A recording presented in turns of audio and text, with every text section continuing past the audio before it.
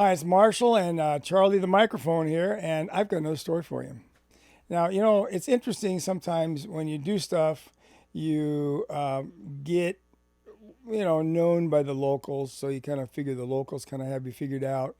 I started holding signs out in front of the Mormon churches on Sunday mornings, and they figured out who I was because I wasn't really, it's like, who are you? I told them my name, where do you live? Oh, over there, and gave them the address and the phone number and all that. So pretty much I'm local here too. So, I mean, lots of the Mormons know me because they were raised with me, and we knew each other. So it wasn't like I was going to keep it a secret. So yeah, I'm out on Sunday mornings. They don't really like that too well. And of course, they call my pastor and complain. And my pastor has to be ready for complaints. And when I changed churches the last time, I asked my pastor, I said, so what do you do when they call up on the phone? He goes, I don't know. I said, 1-800, call Marshall. He says, oh, I like it. Call Marshall. Don't call me. I'm not his mom. So they think the pastor's going to tell me what to do. My mom tried that.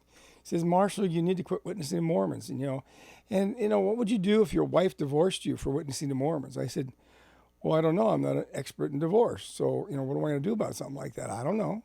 I don't want to know. I don't know. So, it was an honest question. And my mom and I were going down to my uncle's funeral. He died in California. So we're driving down to California from Washington State. And so during the trip down there, she asked me 2 or 3 times. I said, Mom, the only thing I can think of is, the state's going to let her divorce me. There's no, you don't have to have a reason. It's no fault divorce. So she can divorce me for anything or nothing. It doesn't matter. And I'm not going to fight her. She gets the kids, the motorhome or whatever, the boat, the cars. She can have my 401k. She can have everything. And she goes, you're just going to give it to her? I go, well, yeah. Why? Well, because I love her. Oh, okay. So she can have everything. Well, why do you do that? Well, because she's going to need it. She's going to now be mommy and daddy. If I'm going to be daddy, the only place that is really effective to be daddy is in the home. She's kicking me out of the home. I can't be daddy and I can't be husband. So I'm somebody else out there somewhere. So it doesn't work that way. So she's going to be mommy and daddy. She's assuming my job too. She's going to need all the money. And so I told my wife the same thing because she asked me the same question. Like, okay, I don't know. I've got to do what I think God wants me to do. And the Bible says if you're not willing to forsake father, mother, brother, sister, maybe even wife or mom or whatever, for my name's sake, you're not worthy of the kingdom. Well, let me tell you, that's not easy. It's a struggle. So, yeah, if you've become a pain in the rear, as they say, because of your faith, well, you're going to have some struggles. That's what happens. Well, my wife was a Christian and so was I. So I said, what kind of grounds are you going to have for divorce me? She says, I don't have one. So I said, listen to yourself. And so we talked these things over. It was not easy for her. Wasn't easy for me. So I'm going down, to California with my mom. She asked me 2 or 3 times, what would you do? I said, well, I won't need my job anymore. What do you mean? You got to support your kids. Well, no, they're not my kids anymore. She's divorcing me. Divorce means separation, so she's got the responsibility. I don't need the job anymore. Well, what do you mean? Well, she gets everything. I said, I'm going to ask her for a work car maybe, but if she says no, I can walk to Salt Lake. What do you mean? Well, I have 2 choices. Either I go become a pastor, and divorced guys don't usually get to be pastor very much. So chances are I'll just go to Salt Lake and I'll be at the Southgate Temple Square witnessing. That's what I want to do anyway. So I'll just be there in Salt Lake City. Well, how are we going to hold you? I said, I don't know. Call somebody in Salt Lake and say, hey, go to Southgate and tell Marshall to call home, that kind of thing. But why would you need to? I mean, she's divorcing me. She doesn't want me around. So she doesn't need me. So that's basically what divorce means. I don't need you. You're in my life. Get out, And my mom's like, are you kidding me? They thought divorce would maybe make me stop witnessing Mormons, not make me go more hog wild to it. So I don't know. It's just, why did that thought come in my mind? I don't know. It's just what I thought. So I don't know what I'm going to do. And I still don't know what I would have done because it never happened. My wife talked to a pastor's wife about what she should do. And one day she just showed up and she said, I'm okay with it.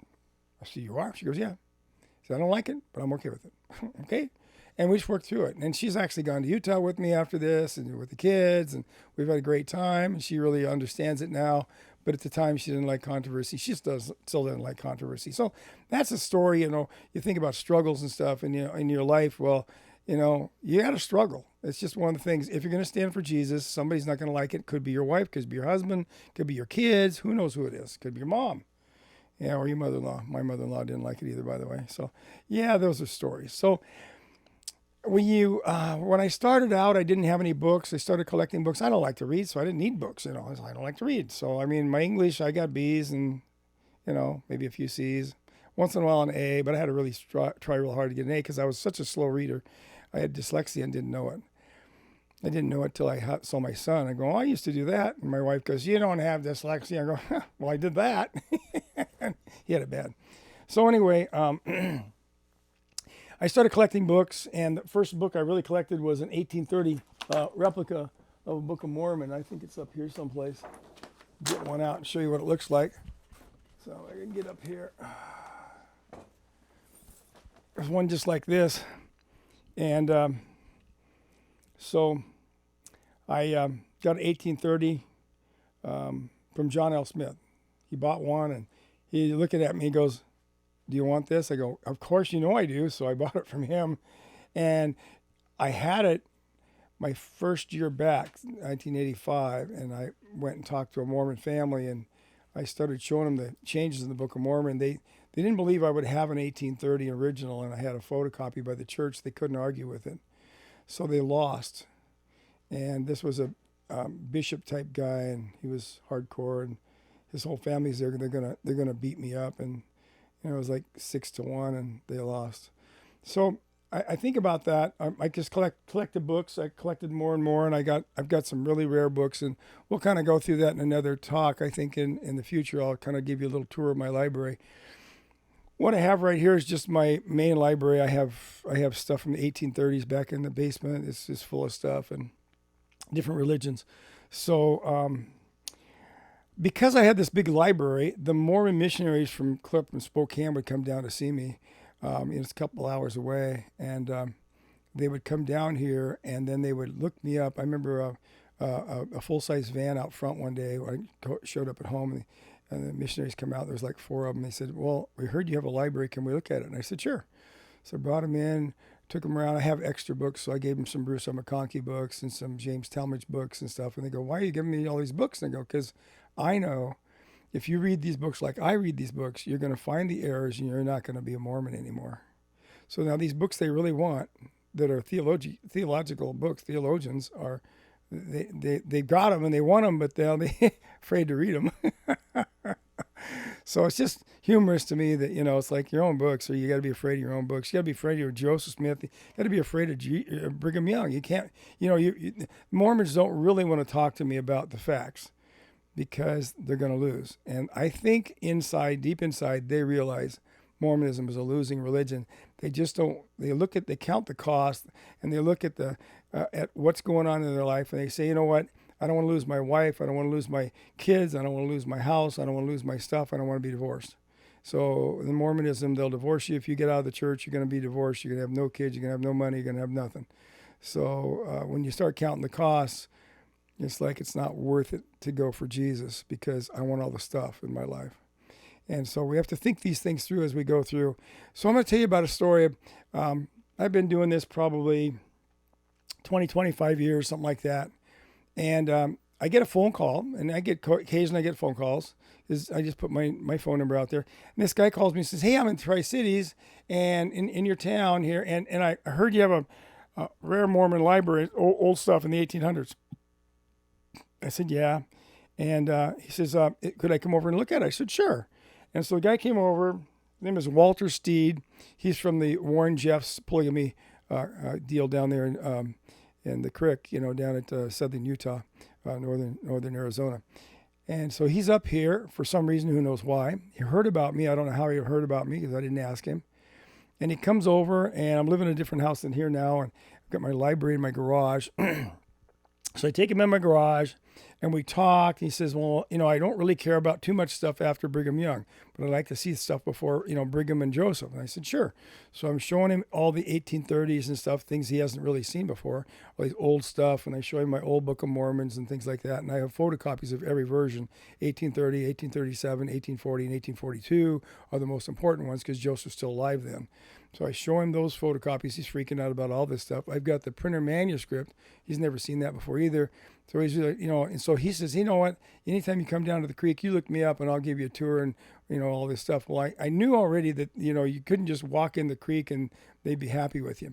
They hound you and they follow you around the cameras and they harass you until you leave because they own the streets and everything in that city. So, okay, fine. So I put his name on the wall and his phone number. I just wrote it on the wall in my garage because I figured, hey, I'm not going to paint this anyway. I'll leave it right there and I'll have his phone number when I want to go. I'll just call him and go down the creek and, meet the polygamous Mormons. And it'd be kind of fun to get a little tour from somebody who is somebody big. He's a bigwig. I don't know what he did, but he was somebody pretty close to the prophet. At that time it was Warren Jeffs. Rulon Jeffs had died.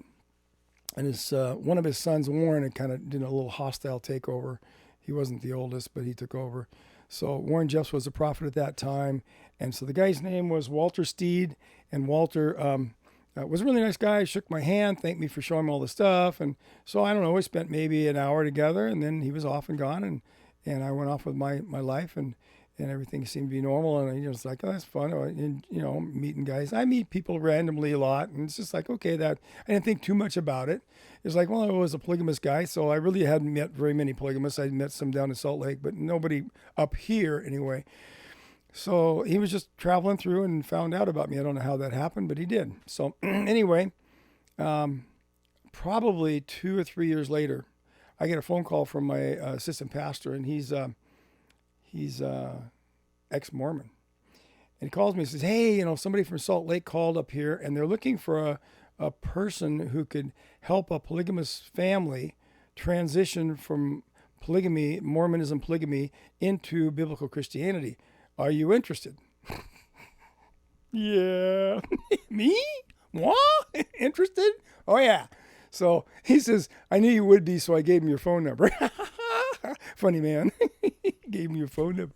Says they're going to call you today. So sure enough, I get a call from a lady in Salt Lake, and I forget what her name is, but there's an organization that helps the polygamists come out of polygamy into biblical Christianity. And so this gentleman had called her, and what happened, his wife died. His name is Boyd Jessup, and his wife died. And so in the Warren Jeffs polygamy movement, Warren Jeffs owns all the kids. So you don't even get to keep your kids at home. So your kids are not yours. They're his. And so they know who their mom and dad are, but they don't always get to stay with them. And so he got to have 2 kids of his own with him, and his wife got to have 2 kids with her because they had separated the family based on their depth of faith. So the dad was more deep than the mom, so he got to keep the kids that the prophet thought were more deep in the faith. The mom got the wimpier ones, that kind of thing. So they divided up the family. Anyway, so and they divided up the basically he built a house, and as soon as he put carpet in it, then they all built it on Warren Jeffs' property. So Warren Jeffs took it over and kicked them out and put them in different places, and he gets to tell you where to live and everything. So he's paying for this house he can't even live in anymore. So that's what's going on. Anyway, so I heard about this. So I get a phone call, and there's this lady named Linda that's going to call me, and okay, fine. So she doesn't call me all day long. I'm thinking, well, I guess it wasn't that important. You get phone calls. Sometimes they're crank calls.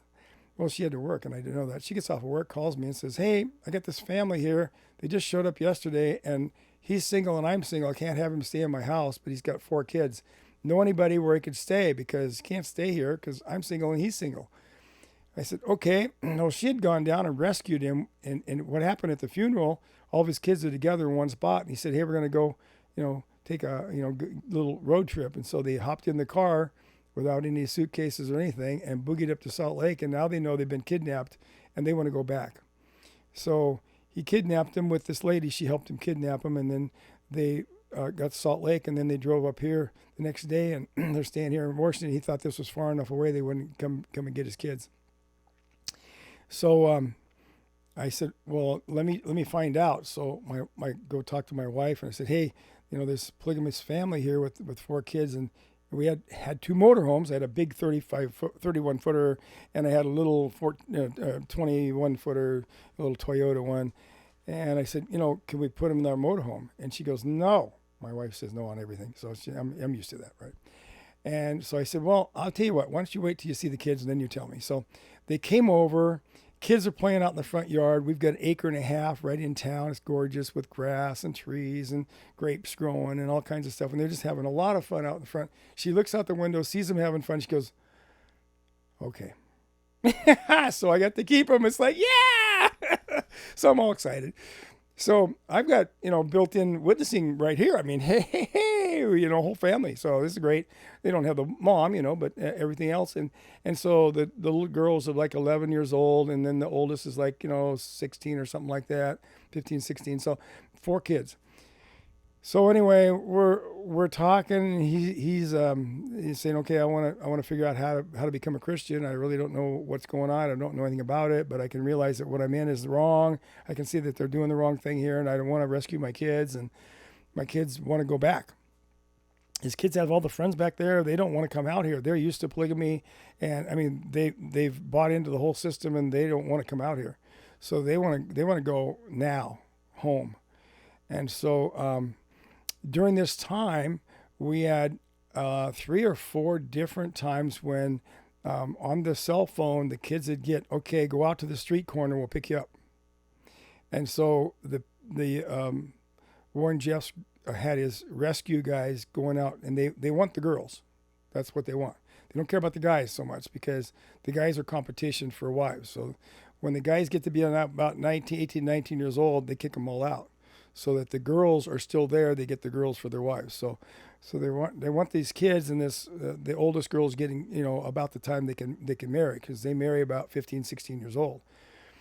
So she hasn't been married yet, but she should have been. So she's there. So she's the oldest, and so they get these deals, and we had the cops show up. We called the cops and tell them, okay, we had to educate them about what polygamy was and what was going on, and that the prophet still owns the kids according to him. Even though they're his natural kids, he doesn't own them. And so they're going, what? And so we had the cops out here, and we had to train them, and they go, okay, we're watching. So, I mean, this happened like 3 or 4 times over the next year. And so, I remember one time there's we're putting in I weld, so we're putting in a seat for one of my guys in his F-150 Ford, and so we're taking the bottom of one seat off, and because it was all beat up, the original, and we're putting this brand new gorgeous seat like out of a Cadillac, but it wasn't, but it was a nice seat, and we have to weld the legs back on it so it can still bolt through the deal, and so we got it all turned upside down. We're taking things off, and the little girl's talking, and I'm going, yeah, it's Warren Jeffs. I found pictures of Warren Jeffs when he got arrested. He's wearing shorts, and he's got red shirt on. I mean, those are 2 things you can't do in his religion. You can't wear red, and you can't wear shorts. And so here he is, and they go, that's not Warren Jeffs. I go, yeah, it is, and so we're talking about all these things that are wrong with the religion.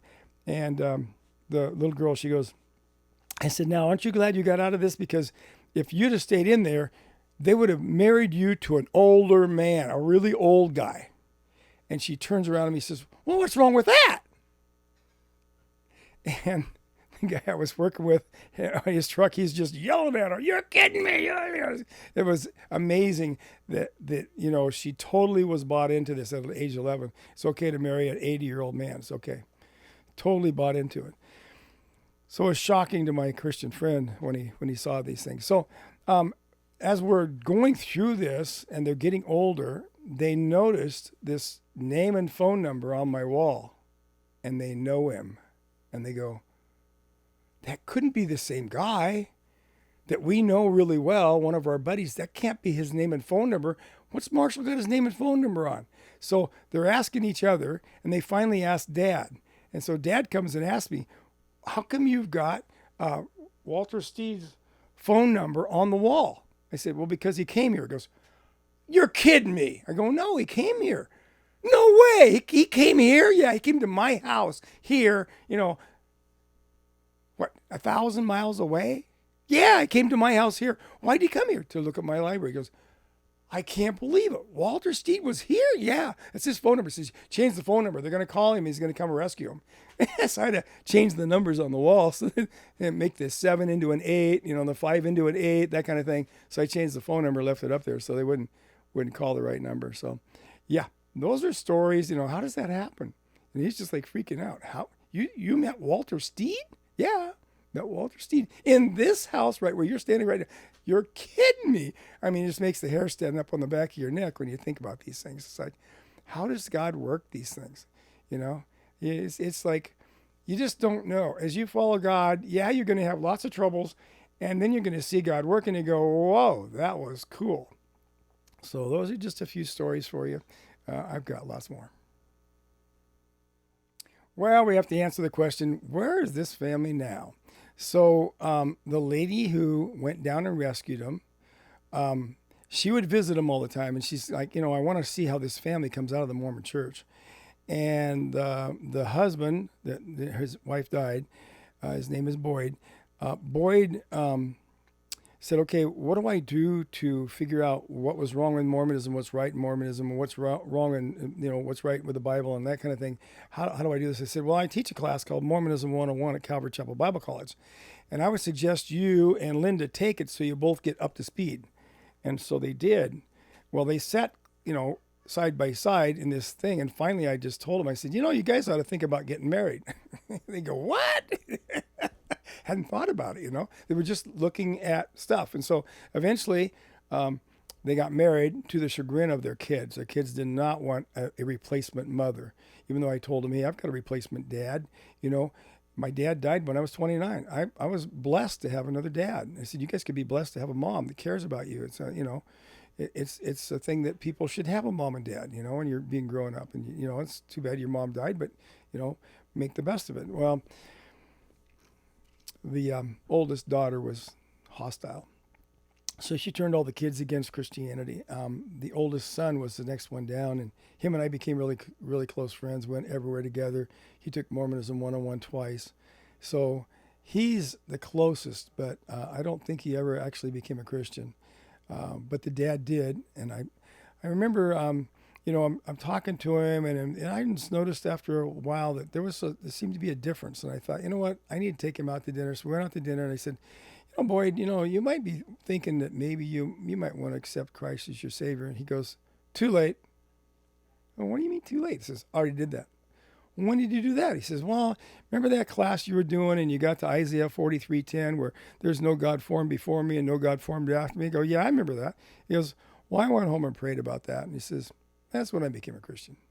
So, I didn't even know, I just noticed there was a change. I just didn't know why or what. And, it's not like my job to convert anyone. It's the Holy Spirit's job. And I'm perfectly happy about that. I don't need to have any notches in my gun belt or whatever, I don't need that. So all I need to do is tell the truth and let God do the rest. So that takes all the pressure off. If they don't come to Christ, not my fault, And so I have no pressure. I just have total joy. I can't wait to tell the next person, and they get to decide all on their own. I'm not their mediator, and this family is totally happy. The ones that are not Mormon are struggling because I'm not Christian. They're struggling because they're not Christian. And, they still struggle some, but they're struggling a lot more, I think, sometimes. But the oldest son is probably the best off, really. And, it's because he's gotten closer to God than the other ones did. The other ones pretty much rejected it. So we'll see what happens. But Mom and Dad go to Calvary Chapel every Sunday, tickled pink to be Christian. So, you don't know what's going to happen. If somebody just calls you and says, hey, I want to come see your library. Well, my library is huge. We'll do a little tour of it later on, give you a little look at what library looks like at Marshall's house. It's overwhelming. It's so big. But it's not like I read every book. It's a reference library. Somebody tells me something, I go look it up. I can't go down to the local library and find any of this stuff. I went down there looking for Mormon stuff, and they got 1 or 3, 5 books. Nothing. And I go to the Mormon church, and they go, hey, can I see your library? I mean, they got triples in there, and that's about it. It's like, what a waste of time. It's not really a library, guys. A library is something where you can go look something up and you can find it. So I had to buy my own Journal of Discourses. I had to buy my own Times and Seasons. I had to buy my own History of the Church. Yeah. I bought a lot of them. So, yeah, I give them away, actually, some of those things. So, well, that's the story. Boyd Jessup. Jessup is a polygamous name, pretty famous. And Boyd is no longer Mormon. He's Christian, going to the real heaven with the real Jesus. So, blessings. God bless you, Boyd and Linda. So, there's the story.